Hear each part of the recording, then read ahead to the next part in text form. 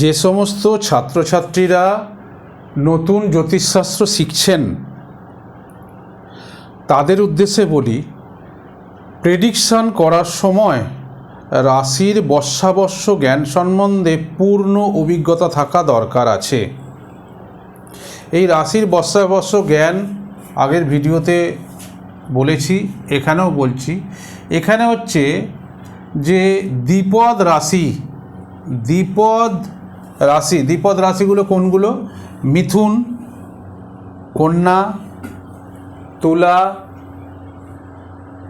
ধনুর বেলায় কিন্তু দ্বিপদ রাশি পড়ছে বিলো 15 ডিগ্রি, এটা আগের বারেও বলেছি। আর মকরের কিছু পড়ছে না, কুম্ভ হচ্ছে দ্বিপদ রাশি। আচ্ছা,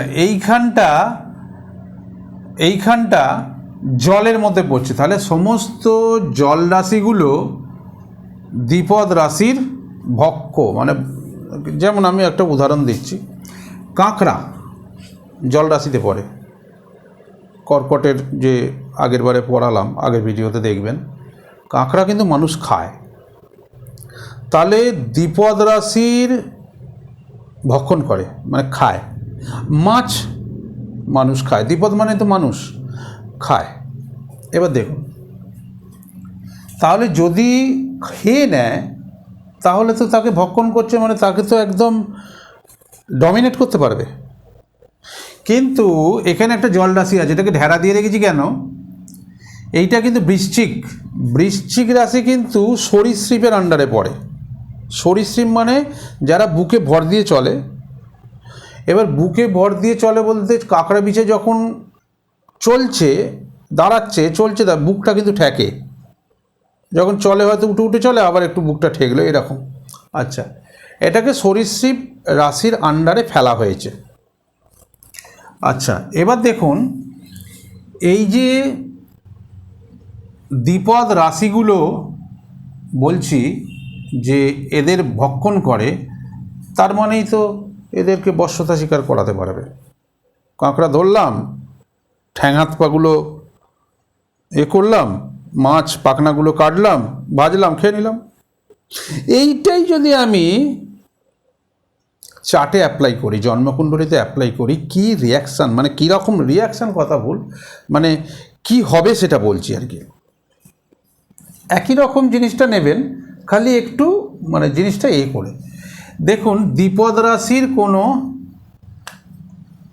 মনে করুন এটা স্বামী, আর জল রাশি এটা নয়, এটা ছাড়া, ভালো করে শুনবেন আগে, এটা ছাড়া, বৃশ্চিক ছাড়া, এটা বৃশ্চিক।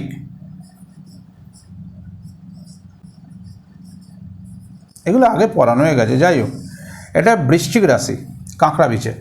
আচ্ছা, এইটা ছাড়া এটা এরও পড়িয়ে দিয়েছি, মাছ, ডবল মাছ, যাই হোক, কাঁকড়া, ওকে। এবার দেখুন, এখানেও একটা জল রাশি পড়েছে, এটা কিন্তু মাছের আন্ডারেই পড়ে। এবার তাহলে এগুলো খায়, তাহলে এটা যদি স্বামী হয় আর এটা যদি স্ত্রী হয়, কে কার কথা শুনবে আপনি নিজেই বলুন, নিজেই ওদিক থেকে মনে মনে নিজেই বলুন যে আমি কি বলছি। দেখুন ওদিকে বসে আছেন, আমার কথাগুলো শুনছেন, কিন্তু প্রেডিকশান আপনার মাথার ভেতরে এসে গেছে, সাধারণ কমন সেন্স। এ যদি স্বামী হয় দ্বিপদ রাশি, এটা যদি স্ত্রী হয়, অবভিয়াসলি এর বশ্যতা স্বীকার করবে, অর্থাৎ এর কথার প্রাধান্যতা দেবে। বশ্যতা মানে ও কি কেটে খেয়ে নেবে তা নয়, আমি বলছি এর কথার প্রাধান্যতা দেবে, এর পাওয়ার বাড়িতে চলবে।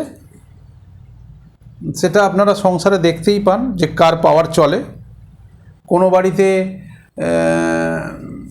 স্বামীর পাওয়ার চলে, কোনো বাড়িতে ছেলের পাওয়ার চলে, কোনো বাড়িতে মেয়ের, এমনকি এরকমও আমি দেখেছি যে বাড়ির মধ্যে সবথেকে কনিষ্ঠ সন্তান যে, তার কথায় বাড়ি চলে।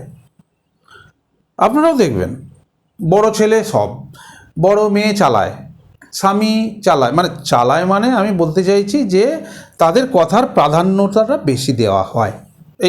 এইখান থেকেই তার উত্তর। এটাই যদি উল্টে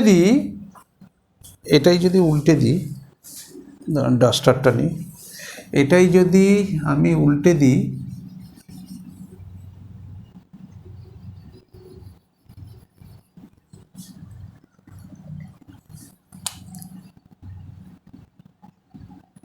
এটা স্বামী ছিল, এটাকে স্ত্রী করে দিলাম, এটাকে স্বামী করে দিলাম, সেম, খালি উল্টে যাবে, সিস্টেমটা উল্টে যাবে। অর্থাৎ স্ত্রী যা বলবে স্বামী তার কথার প্রাধান্যতা দেবে, মান্যতা দেবে, শুনবে, যেটা বলছে চেষ্টা করবে যে সেটা ভেবে দেখার যে না এটা মান্যতা দিই। উল্টো হলে কিন্তু ধর তোমার কথায় কিছু এরকমও দেখতে পাবেন, বহু রকমের সংসার। আচ্ছা, এটা শুধু স্বামী স্ত্রীর ব্যাপার না, মনে করুন এটা মা করে দিলাম, এটা মা, আর এটা ছেলে অথবা মেয়ে বা সন্তান লিখি, সবই হয়ে যাবে।